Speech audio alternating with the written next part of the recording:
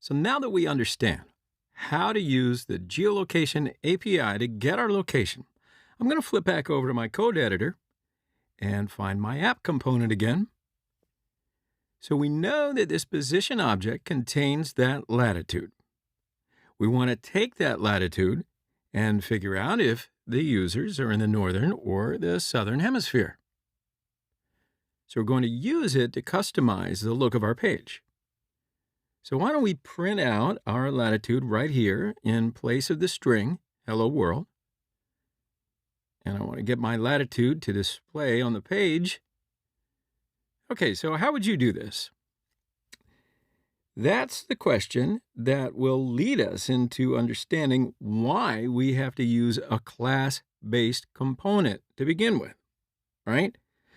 So let's have a look at what is happening inside of our application as it starts up inside the browser. And as you see it visually unfold, you really are going to understand why it would be really challenging for us to somehow put our latitude in here if we were going to continue using a functional component. So this is a timeline of what happens to our application inside the user's browser. We start up the very top, where a JavaScript file gets loaded into our browser.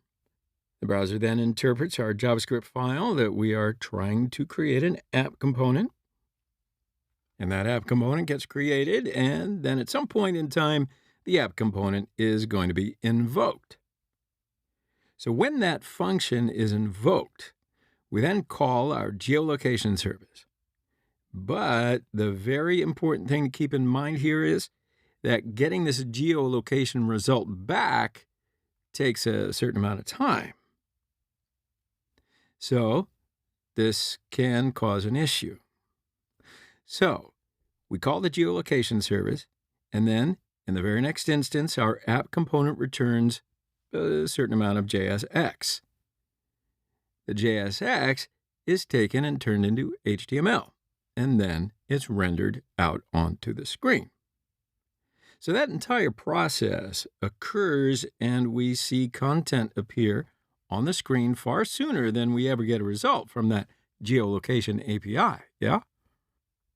So essentially, we are waiting here to get our position back, and we've already rendered our app component a long time ago, and the contents of the app component are already visible on the screen, so yikes, this is not very good. So with this functional component, we don't have any good way of, waiting until the success of the callback right here, and then taking in the location, and then sticking it into JSX, and then returning it. We just don't have that capability with a functional component. Yeah?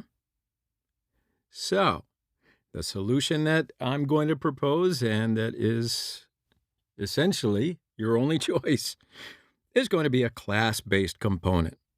So why don't you pause right here, and in the next section, we're going to talk about the class-based component in the React state system.